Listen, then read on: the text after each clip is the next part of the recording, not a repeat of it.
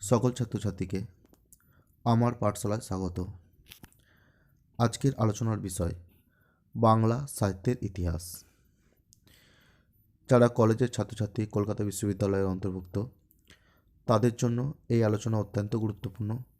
এছাড়াও পশ্চিমবঙ্গে যারা স্কুল শিক্ষার সাথে জড়িত একাদশ শ্রেণীর ছাত্রছাত্রীদের জন্য এই আলোচনা অত্যন্ত গুরুত্বপূর্ণ। সকলে খাতা ও পেন সামনে নিয়ে বসবে এবং প্রয়োজনীয় সমস্ত তথ্যগুলো নিজেরা লিখে নেবে, প্রয়োজনে স্ক্রিনশট তুলে নেবে, যাতে এগুলো তোমাদের মুখস্থ করতে বা বুঝতে অসুবিধা না হয়। আর আলোচনার শেষেও যদি তোমাদের কোনো জিজ্ঞাসা থাকে তোমরা কমেন্ট বক্সে প্রশ্ন করতে পারো, আমি চেষ্টা করব তার যথাযথ উত্তর দেওয়ার। আর তোমার যারা বন্ধুবান্ধব আছে কলেজের এবং স্কুলের তাদের মধ্যে শেয়ার করো, কারণ আজকের আলোচনা অত্যন্ত গুরুত্বপূর্ণ আলোচনা এবং এই আলোচনার পরে বাংলা সাহিত্যের ইতিহাস সম্পর্কে তোমার যাবতীয় ধারণা সুন্দরভাবে গড়ে উঠতে পারবে। তো চলো ক্লাস করা যাক এবং আলোচনা শুরু করা যাক। প্রথমেই দেখো, স্ক্রিনের দিকে তাকাও, লেখা আছে বাংলা সাহিত্যের ইতিহাস ক্লাস 1। এটা হচ্ছে বাংলা সাহিত্যের ইতিহাসের প্রথম ক্লাস। এরপরেও অনেকগুলো ক্লাস আসবে, তোমাদের প্রায় 7টা ক্লাস আছে, 7 থেকে 8টা ক্লাস আছে। একের পর এক আমি দেব এবং তোমরা সঙ্গে থাকবে এবং দেখতে থাকবে। তো প্রথম যে প্রশ্নটা এ থেকে আসে বা আলোচনার যেটা মূল বিষয় সেটা হচ্ছে বাংলা ভাষার জন্ম, অর্থাৎ বাংলা ভাষা কোথা থেকে জন্ম হয়েছে। তার উত্তরটা হবে সংস্কৃত প্রাকৃত অপভ্রংশের অবহট্ট থেকে বাংলা ভাষার জন্ম। আবারও বলছি, দেখো তোমাদের স্ক্রিনে দেখো, সংস্কৃত প্রাকৃত অপভ্রংশের অবহট্ট, দেখো লেখা আছে সংস্কৃত, তার থেকে তীর চিহ্ন দিয়ে লিখেছি মাগধী প্রাকৃত, এটাকে প্রাকৃত বলে, এটাকে মাগধী প্রাকৃতও বলে। আর কি আছে মাগধী অপভ্রংশ, এটাকে অপভ্রংশ বলা হয়। তারপরে দেখো অবহট্ট, অবহট্টর ব্যাকেটে অনেক কিছু লিখেছে, ওটা আমি পরে আলোচনা করছি।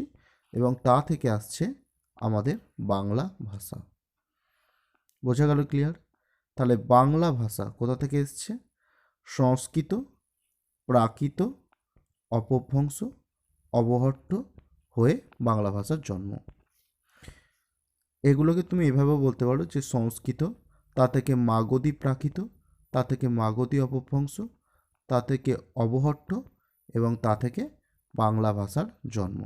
আর বাংলা ভাষা জন্মের সময়সীমাটা দেখো ব্যাকেটে লিখে দেওয়া আছে 900 থেকে 1000 খ্রিস্টাব্দ, অর্থাৎ বাংলা ভাষা জন্মাচ্ছে 900 থেকে 1000 খ্রিস্টাব্দের মধ্যে এবং সেটা জন্মাচ্ছে এই পুরো বিস্তারিত যে চার্ট তাতে তোমাকে লিখতে হবে। সংস্কৃতটা কি? সংস্কৃত দেখো ব্যাকেটে লিখেছি প্রাচীন ভারতীয় আর্য ভাষা। সংস্কৃত হচ্ছে একটি প্রাচীন ভারতীয় আর্য ভাষা। এই সংস্কৃতের পরিচয়টা শুধু ব্যাকেটে লিখে দেওয়া হয়েছে।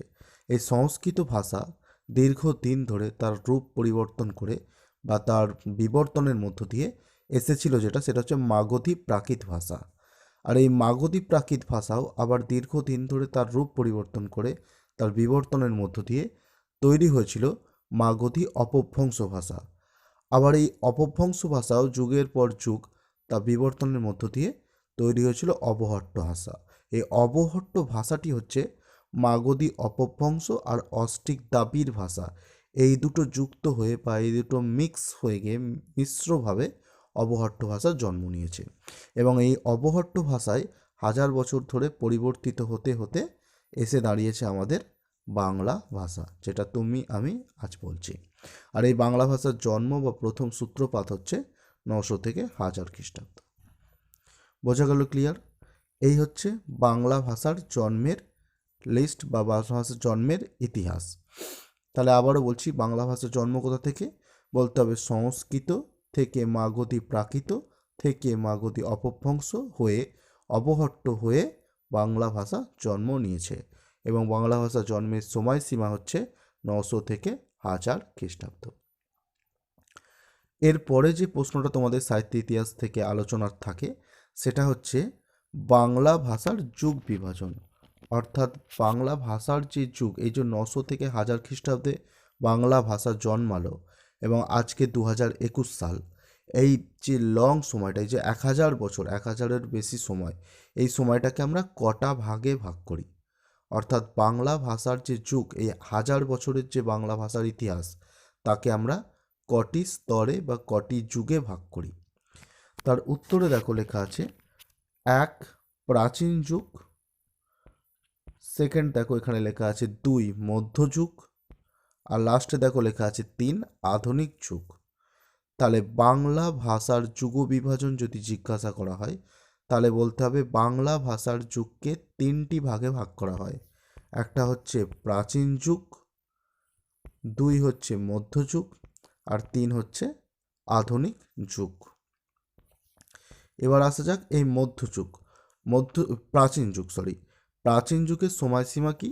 দেখো ব্র্যাকেটে লিখেছি 900 দিয়ে 1000 লিখেছি, মানে অনেকে 900 থেকে শুরু করে, অনেকে 1000 থেকেও শুরু করে। তাহলে তুমি এটা বলতে পারো যে 900 থেকে 1200 খ্রিস্টাব্দ পর্যন্ত প্রাচীন যুগ, অথবা এটাও বলা যায় যে 1000 থেকে 1200 খ্রিস্টাব্দ পর্যন্ত প্রাচীন যুগ। দুটোই রাইট, কেউ কাটবে না। কারণ বহু গবেষক যারা রয়েছে বাংলা সাহিত্যের, অনেকে মনে করেন যে 900 থেকে প্রাচীন যুগ শুরু, অনেকে মনে করেন 1000 থেকে প্রাচীন যুগ শুরু। সুতরাং 900 বা 1000 তুমি যাই বলো না কেন, তা থেকে 1200 খ্রিস্টাব্দ পর্যন্ত সময়সীমাটাকে আমরা বলি বাংলা ভাষার প্রাচীন যুগ। এরপরে দেখো একটা সাইডে লিখে রেখেছি ছোটো মতো করে অন্ধকার যুগ। এই অন্ধকার যুগটা কি আমি পরে আসবো। এই অন্ধকার যুগের সময়টা শুধু মনে রাখবে 1200 থেকে 1350 খ্রিস্টাব্দ পর্যন্ত, এই সময়টাকে আমরা বলি অন্ধকার যুগ। কেন এই অন্ধকার যুগ? কারণ তুর্কি আক্রমণ, নিচে দেখো লিখে রেখেছি তুর্কি আক্রমণ, অর্থাৎ তুর্কি আক্রমণ হয়েছিল বলে এই সময়টাতে বাংলা ভাষায় কিছু লেখালেখি হয়নি। ঠিক সেই জন্য এই সময়টাকে আমরা বলি অন্ধকার যুগ। তারপরে দেখো 2 নম্বরে যেটা আছে মধ্যযুগ, অর্থাৎ বাংলা ভাষার যে 3টি যুগ বিভাজন, তার মধ্যে প্রথম হচ্ছে প্রাচীন যুগ, সময় হচ্ছে 900 থেকে 1200 খ্রিস্টাব্দ। তারপরে আসছে মধ্যযুগ 2 নম্বর। মধ্যযুগের সময়সীমা কত লিখেছি দেখো, 1350 থেকে 1800 খ্রিস্টাব্দ পর্যন্ত। এই সময়সীমাটাকে আমরা বলি মধ্যযুগ, 1350 থেকে 1800 খ্রিস্টাব্দ। এই মধ্যযুগকে আবার দুটি ভাগে ভাগ করা হয়। দেখো ঠিক তার নিচেই লিখেছি আদি মধ্যযুগ আর অন্ত মধ্যযুগ। আদি মধ্যযুগ কোনটাকে বলবো? 1350 থেকে 1500 খ্রিস্টাব্দ, এই সময়সীমাটাকে আমরা বলি আদি মধ্যযুগ। আর অন্ত মধ্যযুগ কোনটাকে বলবো? এটা 1300 হবে, সরি এটা 150 লেখা আছে, এটা ভুল লেখা আছে, এটা হবে 1350 থেকে, সরি এটা 1500 হবে। অন্ত মধ্যযুগটা হবে 1500 থেকে 1800। এর একটা শূন্য মিসিং আছে, 150 আর একটা শূন্য হবে, মানে 1500 থেকে 1800। আবারও বলছি, মধ্যযুগের সময়সীমা হচ্ছে 1350 থেকে 1800 খ্রিস্টাব্দ। এই মধ্যযুগকে আমরা দুটি ভাগে ভাগ করি, আদি মধ্যযুগ এবং অন্ত মধ্যযুগ। আদি মধ্যযুগের সময়সীমা হচ্ছে 1350 থেকে 1500 খ্রিস্টাব্দ, আর অন্ত মধ্যযুগের সময়সীমা হচ্ছে 1500 থেকে 1800 খ্রিস্টাব্দ। আর শেষ যে যুগটা আছে সেটা হচ্ছে আধুনিক যুগ। আধুনিক যুগ হচ্ছে 1800 খ্রিস্টাব্দের পর থেকে বর্তমান সময়সীমা পর্যন্ত, মানে এই 2021 পর্যন্ত সময়টাকে, 2022 পর্যন্ত সময়টাকে আমরা বলি আধুনিক যুগ। বোঝা গেছে? ক্লিয়ার? তাহলে বাংলা ভাষার যুগ বিভাজন, যেটা অত্যন্ত গুরুত্বপূর্ণ একটি আলোচনা, এই বাংলা ভাষার যুগকে আমরা 3টি ভাগে ভাগ করি। একটা হচ্ছে প্রাচীন যুগ, একটা হচ্ছে মধ্যযুগ, আর একটা হচ্ছে আধুনিক যুগ। প্রাচীন যুগের সময়সীমা হচ্ছে 900 থেকে 1200 খ্রিস্টাব্দ, মধ্যযুগের সময়সীমা হচ্ছে 1350 থেকে 1800 খ্রিস্টাব্দ, আর আধুনিক যুগের সময়সীমা হচ্ছে 1800 থেকে বর্তমান সময় পর্যন্ত। এর মাঝে মনে রাখতে হবে যে মধ্যযুগকে আবার দুটো ভাগে ভাগ করা হয়, আদি মধ্যযুগ আর অন্ত মধ্যযুগ। আদি মধ্যযুগের সময়সীমা 1350 থেকে 1500 খ্রিস্টাব্দ, আর অন্ত মধ্যযুগের সময়সীমা হচ্ছে 1500 থেকে 1800 খ্রিস্টাব্দ পর্যন্ত। আর প্রাচীন যুগ আর মধ্যযুগের মাঝখানে অন্ধকার যুগ বলে একটি অংশ রয়েছে। এটাকে যদিও ধরা হয় না বাংলা সাহিত্যের যুগ বিভাজনে, শুধু এটা একটা মনে রাখার জন্য যে এটা এই একটা মাঝের সময় আছে, যেটাকে আমরা বলি অন্ধকার যুগ। সেটা হচ্ছে 1200 থেকে 1350 খ্রিস্টাব্দ পর্যন্ত। কেন এটা অন্ধকার যুগ? কারণ এই সময় তুর্কি আক্রমণ হয়েছিল বাংলায়, এবং বাংলা ভাষায় কোনো উৎকৃষ্ট লেখালেখি হয়নি। এই হচ্ছে বাংলা ভাষার যুগ ও বিভাজনের আলোচনা। এরপরে যেটা আসে তোমাদের সাহিত্য ইতিহাসের মূল যে ইম্পর্টেন্ট জায়গা, এবার এই যে তিনটে যুগের কথা বললাম, প্রাচীন যুগ, মধ্যযুগ এবং আধুনিক যুগ, এই তিনটে যুগে কি কি লেখা হয়েছে, এই লেখাগুলো সম্পর্কে তোমাদেরকে বিস্তারিত পড়তে হবে এবং জানতে হবে। যেমন প্রাচীন যুগে কি লেখা হয়েছে, সেটা কোথা থেকে আবিষ্কার হয়েছে, কোন লেখক লিখেছে, তারপরে মধ্যযুগে কি কি বই লেখা হয়েছে বাংলা ভাষায়, সেগুলো তোমাদেরকে জানতে হবে। এবং মধ্যযুগে যে সমস্ত বইগুলো লেখা হয়েছে সেগুলোর কোন ক্যাটাগরিতে পড়ে সেগুলো আলোচনা করতে হবে। তারপরে আধুনিক যুগ, আধুনিক যুগে কি কি লেখা হয়েছে, সেই লেখাগুলো কোথা থেকে পাবলিশ করা হয়েছে, এই বিষয়গুলো তোমাদেরকে জানতে হবে। তাহলে আমাদের প্রথম আলোচনা যেটা আসবে সেটা হচ্ছে প্রাচীন যুগ, তারপরে আলোচনা করব মধ্যযুগ, তারপরে আলোচনা করব আধুনিক যুগ। এটুকু বোঝা গেছে? তাহলে বাংলা ভাষার যে তিনটে যুগ রয়েছে, প্রাচীন যুগ, মধ্যযুগ ও আধুনিক যুগ, তার মধ্যে একটা একটা করে যুগ ধরব এবং সেই যুগগুলোকে বিস্তারিত আলোচনা করা হবে। প্রথমেই যেটা আসবো আমি আলোচনায় সেটা হচ্ছে প্রাচীন যুগ। এই বাংলা ভাষার যে প্রাচীন যুগ, এই প্রাচীন যুগে বাংলায় একটাই গ্রন্থ লেখা হয়েছে। একটা বলবো না, অনেক লেখা হয়েছে, কিন্তু প্রধান গ্রন্থ হিসেবে আমরা একটা গ্রন্থকেই পাই, যে বইটার নাম হচ্ছে চর্যাপদ। চ উন জয়রেপ আকা প দ।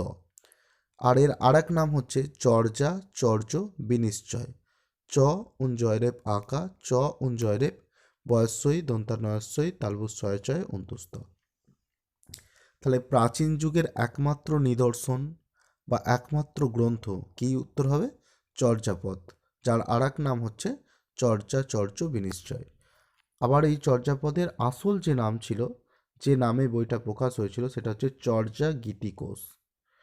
বোঝা গেল? তাহলে এই যে এতগুলো নাম, এটা একটাই বইয়ের নাম, চর্যাপদ, চর্যা চর্য বিনিশ্চয়, আবার এর আসল নাম হচ্ছে চর্যা গীতিকোষ। বোঝা গেল? তাহলে প্রাচীন যুগের লেখা একটি গ্রন্থের নাম যদি বলে, তাহলে উত্তর হবে চর্যাপদ বা চর্যাচর্য বিনিশ্চয়। আবার যদি বলা হয় যে প্রাচীন যুগের একটি নিদর্শন কি আছে, তারও উত্তর হবে চর্যাপদ। বা বাংলার প্রাচীনতম গ্রন্থ কি, তারও উত্তর হবে চর্যাপদ। চর্যাপদই হচ্ছে প্রাচীন যুগের এবং বাংলা ভাষায় লেখা প্রথম গ্রন্থ। এই চর্যাপদ সম্পর্কে এবার বিস্তারিত আলোচনা করব। দেখো, লেখা আছে লেখক, অর্থাৎ এই চর্যাপদ যে বইটি, এই বইটি কে লিখেছে?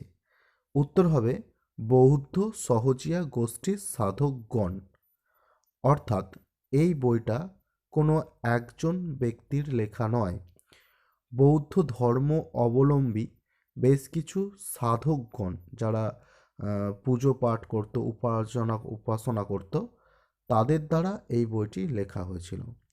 এবং একজন ব্যক্তি নয়, বিভিন্ন ব্যক্তি দ্বারা এই বইটি লেখা হয়েছিল। সেই জন্যই চর্যাপদের নির্দিষ্ট একটি লেখক নয়, অনেকগুলি লেখক মিলে চর্যাপদ লিখেছিল। তাহলে চর্যাপদের লেখক যদি জিজ্ঞাসা করা হয়, তাহলে উত্তর হবে বৌদ্ধ সহজিয়া গোষ্ঠীর সাধকগণ চর্যাপদ লিখেছিলেন। এবার এই সাধকগণের মধ্যে কয়েকজনের নাম দিয়ে দেওয়া আছে, দেখো, লুইপাদ, কানোপাদ, ভুসুকপাদ, কুক্কুরিপাদ ইত্যাদি। অর্থাৎ চর্যাপদের যে কবিগণ যারা এই কাব্য লিখেছে বা এই গ্রন্থ লিখেছে, তারা হচ্ছে লুইপাদ, কানোপাদ, ভুসুকপাদ, কুক্কুরিপাদ ইত্যাদি। মোট 24 জন কবি ছিলেন, এটা আমি পরেও কোশ্চেনে লিখেছি। আর তার মধ্যে চর্যাপদে 22 জন কবিকে উল্লেখ করা হয়েছে, বা 22 জন কবির খোঁজ আমরা পেয়েছি। নেক্সট যে বিষয়টা আসছে সেটা হচ্ছে চর্যাপদের ভাষা। চর্যাপদ আমি আগেই বলেছি বাংলা ভাষায় লেখা, এটা একদম নিঃসন্দেহে বাংলা ভাষায় লেখা, কিন্তু এই বাংলা ভাষাটা কমপ্লিটলি বাংলা ভাষা নয়, কারণ বাংলা ভাষা তখন প্রথম জন্মলগ্ন, তাই বাংলা ভাষাটা অর্ধেক বোঝা যাচ্ছে আর অর্ধেক বোঝা যাচ্ছে না। ঠিক সেই জন্যই অনেক গবেষক এই ভাষাটাকে বলেছে সন্ধ্যা ভাষা। বোঝা গেল? তাহলে যদি জিজ্ঞাসা করা হয় চর্যাপদের ভাষা কি, তাহলে উত্তর হবে চর্যাপদের ভাষাকে বলা হয়েছে সন্ধ্যা ভাষা। তার কারণ কি? কারণ বাংলা ভাষার জন্মলগ্ন বলে চর্যাপদের ভাষা কিছুটা বোঝা যায় কিছুটা বোঝা যায় না, অর্থাৎ একটা আলো আঁধারি ব্যাপার রয়েছে, কিছুটা আলোর মতো কিছুটা অন্ধকারের মতো। এই আলো অন্ধকারের ব্যাপারটা থাকার জন্যই চর্যাপদের ভাষাকে আমরা বলি সন্ধ্যা ভাষা। বোঝা গেল এটুকু? সন্ধ্যা ভাষা মানে কোনো ভাষা নয়, আসলে অর্ধেকটা বোঝা যাচ্ছে আর অর্ধেকটা বোঝা যাচ্ছে না, এরকম একটা দোলাচল অবস্থা বলেই এই ভাষাটিকে আমরা বলা হয়েছে, মানে গবেষকরা বলেছেন সন্ধ্যা ভাষা। নেক্সট যেটা আসছে সেটা হচ্ছে আবিষ্কার। চর্যাপদ গ্রন্থটা কে খুঁজে পেল? লেখক একটা বিষয় আলাদা। আমি আগে বললাম যে চর্যাপদ লেখা হয়েছে 1000 খ্রিস্টাব্দে, কারণ বাংলা ভাষা জন্মাচ্ছে 900 থেকে 1000 খ্রিস্টাব্দের মধ্যে আমি বললাম, তাহলে চর্যাপদের লেখা হচ্ছে সেই 900 থেকে 1000 খ্রিস্টাব্দ, মানে আজ থেকে প্রায় 1000 বছর আগে। আর চর্যাপদ আবিষ্কার করছে মানে চর্যাপদ বইটাকে কে খুঁজে পেল এই আধুনিক যুগে এসে? তার উত্তর হবে 1907 সালে মহামহোপাধ্যায় হরপ্রসাদ শাস্ত্রী নেপালের রাজ দরবারের গ্রন্থাগার থেকে চর্যাপদের পুঁথি আবিষ্কার করেন। তাহলে বোঝা গেল ক্লিয়ার? 1907 সালে হরপ্রসাদ শাস্ত্রী, তাহলে যে লোকটি চর্যাপদের গ্রন্থ আবিষ্কার করেছেন তার নাম হচ্ছে হরপ্রসাদ শাস্ত্রী। আর হরপ্রসাদ শাস্ত্রীর উপাধি হচ্ছে মহামহোপাধ্যায়। তিনি কোথা থেকে এই বইটা পেলেন? নেপালের রাজদরবারের গ্রন্থাগার থেকে চর্যাপদ আবিষ্কার করেছিলেন। আর এখানে একটি শব্দ দিয়েছি দেখো, পুঁথি। পুঁথি কাকে বলে? প্রাচীন যুগে আমাদের মতো প্রিন্ট যে বই, আজকাল যে লেখার প্রিন্ট পাওয়া যায় সেরকম বই পাওয়া যেত না। হাতের অক্ষরে, মানে পেনে করে কালি দিয়ে, দোয়াতে কালি দিয়ে হাতে করে লেখা যে কাগজ, বা কখনো তাল পাতায় কখনো কলা পাতায় বিভিন্ন পাতার মধ্যে যে লেখা হতো, তুলট কাগজ অনেক সময় ব্যবহার হতো, এই প্রাচীন যুগে হাতে লেখা এই জিনিসগুলোকে আমরা পুঁথি বলে থাকি। পুঁথি মানে হচ্ছে হাতে লেখা বিভিন্ন তালাপাতা, কলপাতা ইত্যাদি, কলা পাতা ইত্যাদিতে যে লেখা হতো সেগুলোকে মূলত পুঁথি বলি আমরা। এই পুঁথি হরপ্রসাদ শাস্ত্রী নেপালের রাজ দরবার থেকে আবিষ্কার করেছিল 1907 সালে। এটা একদম ভালোভাবে মনে রাখবে, স্কুল লেভেল এবং কলেজ লেভেল সমস্ত ছাত্রছাত্রীরই এটা প্রচুর প্রশ্ন আসে যে চর্যাপদ কোথা থেকে আবিষ্কার করেছিলেন, কে আবিষ্কার করেছিলেন? উত্তর হবে 1907 সালে হরপ্রসাদ শাস্ত্রী নেপালের দরবার থেকে, রাজ দরবার থেকে, গ্রন্থাগার থেকে এই পুঁথি আবিষ্কার করেন। নেক্সট হচ্ছে চর্যাপদের প্রকাশ। চর্যাপদ কোথা থেকে প্রকাশ হয়? তার উত্তর হবে 1916 সালে বঙ্গীয় সাহিত্য পরিষদ থেকে হরপ্রসাদ শাস্ত্রী সম্পাদনায় 1000 বছরের পুরাণ বঙ্গালা বৌদ্ধগণ ও দোহা নামে প্রকাশিত হয়। তাহলে কত সালে প্রকাশ হচ্ছে চর্যাপদ? 1916 সালে। দেখো, আবিষ্কার হচ্ছে 1907 সালে এবং প্রকাশ হচ্ছে 1916 সালে। কোথা থেকে প্রকাশ হচ্ছে? বঙ্গীয় সাহিত্য পরিষদ, এটা আমাদের কলকাতায় যে কলকাতা বিশ্ববিদ্যালয় আছে তারই একটি প্রকাশনী, মানে সংস্থা বলতে পারি, বঙ্গীয় সাহিত্য পরিষদ। সেখান থেকে এই চর্যাপদ বইটি প্রকাশ হয়েছিল। তবে বইটির নাম চর্যাপদ রাখা হয়নি, বইটির নাম রাখা হয়েছিল 1000 বছরের পুরাণ বঙ্গালা বৌদ্ধ গান ও দোহা।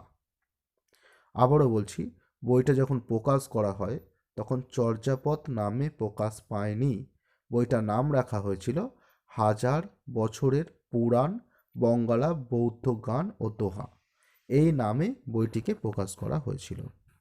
প্রকাশ কে করেছিলেন? হরপ্রসাদ শাস্ত্রী, মানে যিনি আবিষ্কার করেছিলেন তিনিই সম্পাদনা করে এই বইটি প্রকাশ করেছিলেন 1916 সালে বঙ্গীয় সাহিত্য পরিষদ থেকে। বোঝা গেল? এবার দেখো, নেক্সট যে বিষয়টা চর্যাপদ সম্পর্কে মনে রাখতে হয় সেটা হচ্ছে চর্যাপদের টিকা কে আবিষ্কার করেছে? উত্তর হবে প্রবোধচন্দ্র বাগচি চর্যাপদের টিকা, তিব্বতী অনুবাদ আবিষ্কার করেছে। হ্যাঁ, বলে রাখি, চর্যাপদ গ্রন্থটা হরপ্রসাদ শাস্ত্রী যেটা আবিষ্কার করেছেন সেটা বাংলা ভাষায় লেখা, কিন্তু এর আবার তিব্বতী ভাষাতেও অনেক চর্যাপদ পাওয়া গেছে, অর্থাৎ বাংলা ভাষা থেকে তিব্বতী ভাষাতে চর্যাপদ অনুবাদ হয়েছে। আর এই অনুবাদককে সে হচ্ছে প্রবোধচন্দ্র বাগচি। তাহলে মনে রাখতে হবে চর্যাপদের তিব্বতী অনুবাদ কে আবিষ্কার করেছিল? তার উত্তর হবে প্রবোধচন্দ্র বাগচি। কোশ্চেনটা এরমভাবেও পড়ে যে চর্যাপদের তিব্বতী টিকা কে আবিষ্কার করেছিলেন? তারও উত্তর হবে প্রবোধচন্দ্র বাগচি। অর্থাৎ চর্যাপদে তিব্বতী ব্যাপারটা থাকলেই না সবসময় তোমরা মনে রাখবে যে নামটা হবে প্রবোধচন্দ্র বাগচি। তিব্বতী অনুবাদ করা, তিব্বতী অনুবাদ আবিষ্কার করা, তার টিকা লেখা যাই বলুক না কেন সেটা হয়ে যাবে প্রবোধচন্দ্র বাগচি। ওকে, নেক্সট যে বিষয়টা আসছে, চর্যাপদের টিকা কে আবিষ্কার করেছেন? উত্তর হবে চর্যাপদের টিকা লিখেছেন কীর্তিচন্দ্র। এটা মনে রাখবে, চর্যাপদের টিকা, টিকা মানে হচ্ছে ব্যাখ্যা। যেমন তোমাদের দেখবে ইংরাজি বই থাকে, ইংরাজি বই থেকে তোমরা টেক্সট পড়ো, তার সাথে একটা সহায়িকা বই থাকে যে থেকে তোমরা বিভিন্ন মানে তার এক্সপ্লেনেশনগুলো দেখো। বাংলা বইয়ের সাথে বাংলা মানে বই থাকে, সহায়িকা থাকে। ঠিক তেমনি চর্যাপদের যে মূল গ্রন্থ তার টিকা অর্থাৎ তার যে ব্যাখ্যা বা ডিসকাসটা সেইটা লিখেছিলেন কীর্তিচন্দ্র নামক একজন ব্যক্তি। আর এই বিষয়টাকে আবার সংস্কৃতে যিনি লিখেছিলেন তার নাম হচ্ছে মুনি দত্ত। অর্থাৎ চর্যাপদের সংস্কৃত টিকা লিখেছিলেন মুনি দত্ত। আর যদি বলে চর্যাপদের বাংলা টিকা বা চর্যাপদের টিকা কে লিখেছে, তাহলে উত্তর হবে কীর্তিচন্দ্র। এই তিনটি নাম চর্যাপদ সম্পর্কে অত্যন্ত গুরুত্বপূর্ণ। একটা হচ্ছে তিব্বতী অনুবাদ কে করেছেন, উত্তর হবে প্রবোধচন্দ্র বাগচি। চর্যাপদের টিকা কে লিখেছেন, উত্তর হবে কীর্তিচন্দ্র। আর চর্যাপদের সংস্কৃত টিকা কে লিখেছেন, তার উত্তর হবে মুনি দত্ত। এই বিষয়টা একদম গোলাবে না, এটা মাস্ট একেবারে মনে রাখবে এই তিনটে নাম প্রশ্ন অনুসারে। নেক্সট যে বিষয়টা চর্যাপদ সম্পর্কে জানতে হবে সেটা হচ্ছে কয়েকটা রাগ রাগিনীর নাম। চর্যাপদ হচ্ছে এক ধরনের গান, তো সেই জন্যই এই গানের বিভিন্ন রাগ ও রাগিনী থাকে, সুর থাকে। এরকম কয়েকটি সুরের নাম এখানে উল্লেখ করেছি, যেমন অরু, অরস্য, অরু, ভৈরব, ধনসি, মালসি। এইগুলো হচ্ছে চর্যাপদের গানের বিভিন্ন সুর বা বিভিন্ন রাগ রাগিনীর উপস্থাপনা। বোঝা গেল? তাহলে যদি বলে যে চর্যাপদের কটি রাগ রাগিনীর নাম বলো বা চর্যাপদের কটি সুরের নাম বলো, তাহলে হবে অরু, ভৈরব, ধনসি, মালসি ইত্যাদি। নেক্সট হচ্ছে চর্যাপদের প্রথম কবিকে। আমি আগেই বলেছি চর্যাপদ একজন মানুষের লেখা নয়, অনেকগুলো মানুষের লেখা। তার মধ্যে চর্যাপদের প্রথম কবি হচ্ছে লুইপাত। একদম মনে রাখবে, এটা অত্যন্ত গুরুত্বপূর্ণ একটা কোশ্চেন যে চর্যাপদের প্রথম কবিকে, তার উত্তর হবে লুইপাত। আর চর্যাপদের শেষ কবি হচ্ছে সরহপাত, অনেকের মতে কানপাত। অর্থাৎ চর্যাপদের প্রথম কবি লুইপাত, এ নিয়ে কোনো সন্দেহ কারণ নেই। কিন্তু বিভিন্ন গবেষক মনে করে চর্যাপদের শেষ কবি হচ্ছে সরহপাত। আবার অনেকে মনে করে যে চর্যাপদের শেষ কবি হচ্ছে কানপাত। এবার তুমি যদি বলো আমি কোনটা লিখব, তোমাকে এভাবে একটা নাম নিলে হবে না। যদি প্রশ্ন থাকে চর্যাপদের শেষ কবিকে, তাহলে তোমাকে এই দুটো নামই লিখতে হবে। লিখতে হবে চর্যাপদের শেষ কবি অনেকে মনে করে সরহপাত, অনেকে মনে করে কানপাত। ওকে, আর প্রথম কবি যদি জিজ্ঞাসা করে তাহলে তো লুইপাত, এ নিয়ে আর কোনো সন্দেহ নেই। নেক্সট যে বিষয়টা চর্যাপদ সম্পর্কে জানতে হবে সেটা হচ্ছে চর্যাপদের আবিষ্কৃত পুঁথির সংখ্যা কটি? উত্তর হবে চর্যাপদের আবিষ্কৃত পুঁথির সংখ্যা হচ্ছে 50টি। পুঁথি মানে আমি বললাম পেজ, যেগুলো তুলট কাগজ হতে পারে বা কলাপাতা, তালপাতা, মেবি যাই হোক। সেই যে কাগজ বা সেই যে পেজ কটা পাওয়া গেছিলো, পেজ মানে গান, এই গান কটা পাওয়া গেছিলো, টোটাল 50টি পাওয়া গেছিলো। চর্যাপদের আবিষ্কৃত পুঁথির সংখ্যা হচ্ছে 50টি। আর এই 50টির মধ্যে আবার মনে রাখবে যে 3.5 নষ্ট হয়ে গেছিলো, যেগুলো সঠিকভাবে পাওয়া যায়নি। তাহলে মোট কটা আবিষ্কার হয়েছিল? 46.5টি। এই বিষয়টা একদম মাথায় রাখবে মাস্ট, যে চর্যাপদের মোট পুঁথি আবিষ্কার হয়েছিল 50টি, কিন্তু তার মধ্যে 3.5 আর একটার অর্ধেক নষ্ট হয়ে গেছিলো, মানে মোট সুরক্ষিতভাবে পাওয়া গেছিল 46.5টি। বোঝা গেল? নেক্সট হচ্ছে চর্যাপদের কবির সংখ্যা কত? এই যে আমি বললাম বিভিন্ন লোকের লেখা হচ্ছে চর্যাপদ, মোট কবির সংখ্যা হচ্ছে 24 জন। চর্যাপদের মোট কবির সংখ্যা 24 জন, কিন্তু 22 জনের নাম চর্যাপদে পাওয়া গেছে আর বাকি দুজনের নাম পাওয়া যায়নি। বোঝা গেল? ক্লিয়ার? তবুও তোমাকে বলতে, যদি বলে চর্যাপদের কবি সংখ্যা কটা, তাহলে উত্তর হবে চর্যাপদে মোট 24 জন কবি ছিলেন, কিন্তু তার মধ্যে 22 জনের নাম পাওয়া গেছে আর বাকি কবিদের নাম পাওয়া যায়নি। ব্যাস এই ইনফরমেশানগুলো মোটামুটি তোমাকে জানতে হবে চর্যাপদ সম্পর্কে। আর ছোট প্রশ্ন হিসাবে এর বাইরে আর চর্যাপদের কোনো ছোট কোশ্চেন আসে না। বিভিন্ন স্কুল এবং কলেজের পরীক্ষাতে এই ছোট কোশ্চেনগুলো পড়লেই তুমি একেবারেই চর্যাপদ সম্পর্কে যে সাধারণ জ্ঞান একদম সম্পূর্ণ হবে তোমার। আর চর্যাপদ সম্পর্কে বড় কোশ্চেন যেগুলো থাকে সেগুলো আমি বলে দিচ্ছি এবার। চর্যাপদ সম্পর্কে মূলত এই দুটি বড় কোশ্চেন হয়ে থাকে। একটা হচ্ছে চর্যাপদের সমাজচিত্র আলোচনা করো, অর্থাৎ চর্যাপদের যে গানগুলি রয়েছে সেই গানগুলির মধ্যে বা যে কবিতাগুলি রয়েছে সেই কবিতাগুলির মধ্যে সেই সময়কার অর্থাৎ আজ থেকে 1000 বছর আগেকার বাংলার যে সমাজচিত্র, তার বিবাহ রীতি কেমন ছিল, তার খাওয়া দাওয়া কেমন ছিল, তার বৌদ্ধ সমাজের পুজো পাঠ, তার আচার আচরণ কেমন ছিল মানুষের, এই সমস্ত বিষয়গুলো কতটা উঠে এসেছে চর্যাপদের গানের মধ্যে, সেই বিষয়টা আলোচনার কথা একটা প্রশ্ন হিসাবে তোমাদের আসে যে চর্যাপদের সমাজচিত্র আলোচনা করো, অর্থাৎ চর্যাপদের মধ্যে সমাজের যে ছবিটা উঠে এসেছে সেই সময়কার সেই ছবিটা আলোচনা করো। নেক্সট আরেকটি যেটা প্রশ্ন আসে, চর্যাপদের ঐতিহাসিক ও সাহিত্যিক মূল্য কি আছে তা আলোচনা করো। অর্থাৎ এই যে চর্যাপদ বইটি বা চর্য বিনিশ্চয় গ্রন্থটি, যার আসল নাম হচ্ছে চর্যা গীতিকোষ, যেটা অরিজিনাল নাম হিসেবে পাওয়া গেছে, তো এই বইটার সাহিত্যিক মূল্য কতটা আছে, অর্থাৎ একটা সাহিত্যের ক্ষেত্রে বাংলা সাহিত্যের মধ্যে এই বইটার কি গুরুত্ব রয়েছে, আর ইতিহাস রচনার ক্ষেত্রে বা ঐতিহাসিকভাবে এই বইটির কতটা গুরুত্ব রয়েছে। এই প্রশ্নটাও খুব অত্যন্ত গুরুত্বপূর্ণ প্রশ্ন। এটা স্কুল লেভেল এবং কলেজ লেভেল দুটোতেই খুব বারবার এই প্রশ্নটা আসে যে চর্যাপদের ঐতিহাসিক ও সাহিত্যিক মূল্য আলোচনা করো। তো তোমরা এই কোশ্চেনগুলো আমারই চ্যানেলে তোমরা পেয়ে যাবে। পরে যখন আমি বড় কোশ্চেন আলোচনা করব খুব শিগগিরই, তখন এই বড় কোশ্চেনগুলো আমি লিখিয়ে দেবো এবং বুঝিয়েও দেবো। তোমরা চ্যানেলে থাকবে অবশ্যই এই বড় কোশ্চেনগুলো পাওয়ার জন্য।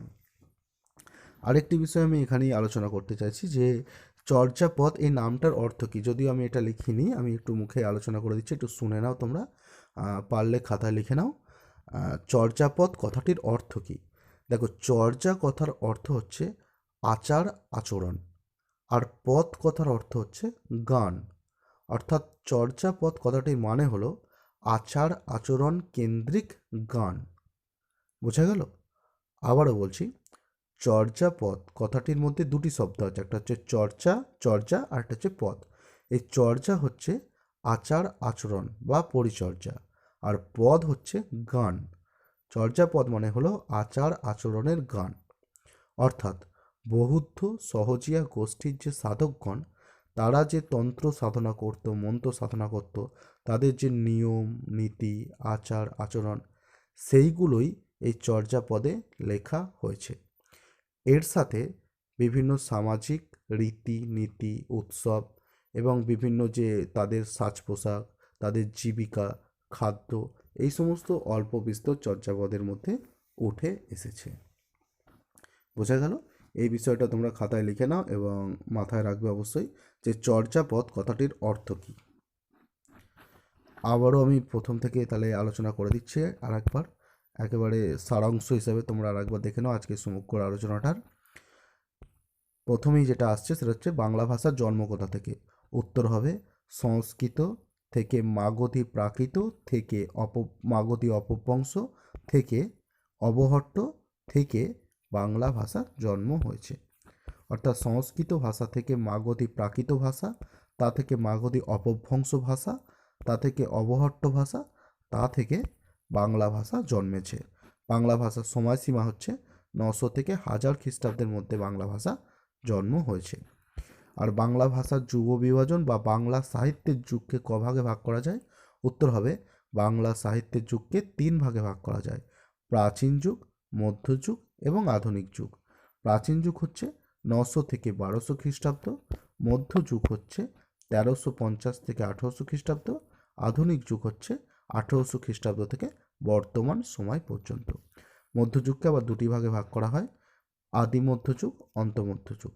আদি মধ্যযুগে 1350 থেকে 15, আর অন্ত মধ্যযুগ হচ্ছে 1500 থেকে 1800 খ্রিস্টাব্দ। আর মাঝখানে প্রাচীন যুগ আর মধ্যযুগের মাঝখানে অন্ধকার যুগ বলে একটি সময় ছিল 1200 থেকে 1350 পর্যন্ত। এই সময়টা বাংলায় তুর্কি আক্রমণ হয়েছিল। এই হচ্ছে এখানটার আলোচনার মূল বিষয়। এরপরে চর্যাপদের বিভিন্ন নামগুলো কি একটুখানি তোমরা দেখে নাও নামগুলো। নেক্সট যেটা আসছে সেটা হচ্ছে চর্যাপদ সম্পর্কে বিভিন্ন ছোট কোশ্চেনগুলো। চর্যাপদ কারা লিখেছে? বৌদ্ধ সহজিয়া গোষ্ঠীর সাধকগণ লিখেছে। কয়েকটা নাম বলে দেবে কবিদের। চর্যাপদের ভাষা হচ্ছে সন্ধ্যা ভাষা। আবিষ্কার করেছে হরপ্রসাদ শাস্ত্রী নেপালের রাজদরবারের গ্রন্থাগার থেকে। আর এটা প্রকাশ হচ্ছে 1916 সালে বঙ্গীয় সাহিত্য পরিষদ থেকে। আর প্রকাশের সময় ওটার নাম হয়েছিল হাজার বছরের পুরাণ বাংলা বৌদ্ধ গান ও দোহা নামে প্রকাশে পেয়েছিল বইটা। নেক্সট হচ্ছে এটার তিব্বতী অনুবাদ কে করেছিল? উত্তর হবে প্রবোধচন্দ্র বাগচি। চর্যাপদের টিকা কে লিখেছিল? কীর্তিচন্দ্র। আর চর্যাপদের সংস্কৃত টিকা কে লিখেছিল? উত্তর হবে মণিদত্ত। এছাড়াও এখানটা কয়েকটা রাগরাগিনীর নাম দেওয়া আছে।